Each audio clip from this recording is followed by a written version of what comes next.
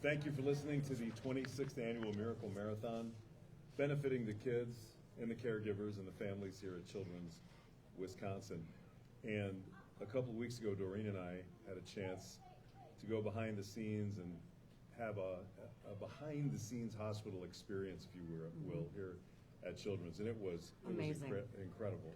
It was amazing indeed. We got to see some things that, like, you know, I've been hosting every single one of these, and you would think by now that I would have been privy to or have seen or known about every single aspect of this hospital. But it never occurred to me why they are so incredibly good when it comes to handling trauma and emergencies. It never occurred to me how hard they have to work at practicing and rehearsing for situations that come up. And they do all the time. And every type of situation that you can't even imagine, they do.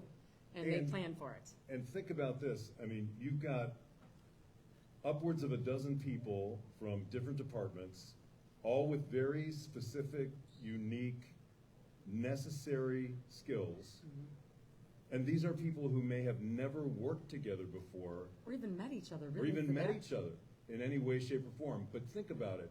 When a trauma occurs, and we all know, we live around here, we know where they're taking the kids. Mm-hmm. Why are they so good? You know what? They not only practice, they record everything. Mm-hmm. They watch film to see how they can do it better. Then they get critiqued by an outside agency. And essentially, every year or two, they have to go through and they get graded on how they're doing. Right. It doesn't happen by accident. And we're talking about men and women who work long hours, who have to do this kind of training when they're not working, before or after their shift. So think about it, like, that's an aspect and an angle that honestly, after all these years, I would have thought about it. Yeah. And I didn't. Why are they so good? It's very impressive. And it's not just a quote-unquote dummy that we saw them working on. This thing is programmed to respond like a human. Right. And it's got software inside of it that someone in another room is working to simulate what they're going to have to deal with in whatever situation they're rehearsing for. Like a blood pressure spike, or they stopped breathing, or any of those things. And it was incredible to watch that, because everybody knew their place. You know, the nurse, the right nurse, and the left side nurse, and it was incredible. Everybody just worked together and gelled together. And you think the kind of calm and knowledge that you have to have when it's an actual trauma is pretty unbelievable. And to that, we want to talk about Children's Wisconsin's Emergency Department and Level 1 Trauma Center. And joining us now is Jean Pierce, MD, Dr. Pierce, and also Marissa Hoffman, Marissa RN. Marissa is, there's a lot of letters, Marissa. MHL BSN RN, a nurse and patient care director. And first of all, I want to thank you for the job that you and your respective co-workers do. It's just beyond impressive. It truly is, and it's inspiring. We'll start with you, Doctor. Explain the expansion that you guys have undergone and why it was so necessary. Yeah, thanks for asking that. Actually, this expansion has been in the works for many years. We've spent at least 5 years planning it. And we really wanted to expand the emergency department so that we could continue to give the best care to children in Wisconsin. We moved the emergency department from, it used to be kind of in the back of the hospital. We moved it to the Skywalk building, which is now in front of the hospital. So when there's an emergency going on, we're kind of the first place parents see. I think the last thing you want to think about in an emergency is worrying about how you're going to find the place to take your kid. And so it's much easier to find now. We expanded from 34 rooms to now 50 rooms. So we have much more space available to take care of kids. And that's the reason, and the reason you did that is because of how packed your emergency room always has been. Yeah. It's something that we would have never thought of, and why would you, as a parent or just as a regular person? But all the rooms now have the same standardized layout, which is really important for continuity between the doctors and the nurses and whoever, if you're moving from room to room. And that wasn't like that necessarily before. Yeah, absolutely. We, in the old space, we were built to see about 40,000 patients a year, and we're seeing about 75,000. So as you can imagine, we're getting close to double that.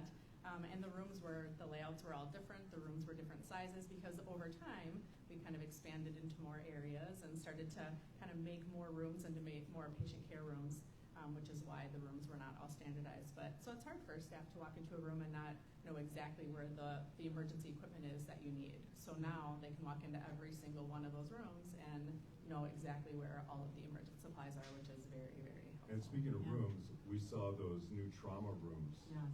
And those rooms were surprisingly warm. And why are those rooms warm? Well, we keep those rooms warm because one of the main things we want to do when we have children come in that are traumatically injured or even have a medical emergency is we want to look them over head to toe. And so that involves taking clothes off, making sure we're not missing injuries that are under clothes. And as you imagine, kids are going to get cold really fast. That's going to make them not do as well medically. And so we keep those rooms really warm. So they're usually like 75 degrees or higher, just because we want it to be comfortable and safe for the kids. And these are level one, this is a level one trauma center. Yeah. And that's not necessarily the case at every hospital. No, definitely not. We're very proud to be a level one trauma center for the area. So we care for the sickest traumatically injured children from all over Wisconsin, even out of state. We'll get children that are flown or driven down to us. Are you, is there any one, like, the thing that really, as we were preparing for this, that really kind of hit home for me, a couple of things. Number one, the suicide rate among young people is shockingly high. Yeah. And that speaks to the mental health initiative that Children's is all about. And the other thing is Project Ujima dealing with victims of gun violence. Has there been any break in the action when it comes to that, or is that still a major issue? Yeah, I think both of those are still big issues for us. There's definitely a mental health crisis that's going on. We see a lot of children coming to us. We're kind of the safety net for kids if they're in mental health crises. And so we see lots of kids coming for that. I think the helpful thing too with our new emergency department, we actually built 2 rooms specifically for mental behavioral health patients so that we could have them kind of converted rapidly if we need them to be into safe spaces for those kids who are in crisis. And then the same with gun violence. We've seen so many kids still victims of gun violence. It seems like our numbers just keep going up. And like you mentioned, Project Ujima is really one of our hallmark programs where I think we can medically treat these kids, we can help them with their injuries, but when we send them out to the community, we want them to have resources. We don't want to be sending them back out into the same situations without help and have them come right back to us. Yeah. And those are the things, and those are the, like Project Ujima, those are the things that people are supporting through philanthropy. So we just want to make that clear. And when it comes to being a level one trauma center, that is something that you earn too, we should probably say. With all that training that we were Yeah, talking with all about. the training. And it's impressive beyond words. It really is what you do. And we really appreciate you sharing the story and telling us a little more about the expansion that went on in the emergency and trauma areas. Thank you. We appreciate it. Thank you so much. Thank you, ladies. Once again, we're at Children's Wisconsin. You guys can make some noise so people know there are people here. So yeah, there we go. There's a whole audience here, and they all want you to donate. They do. And remember, your money is being doubled right now, and you got to make the phones ring. We want to thank Tri-City National Bank. For 60 years, they've helped out the community, and today and this event, no different. So please, make it count. Double your money, 414-337-9554. We have more Miracle Marathon coming up.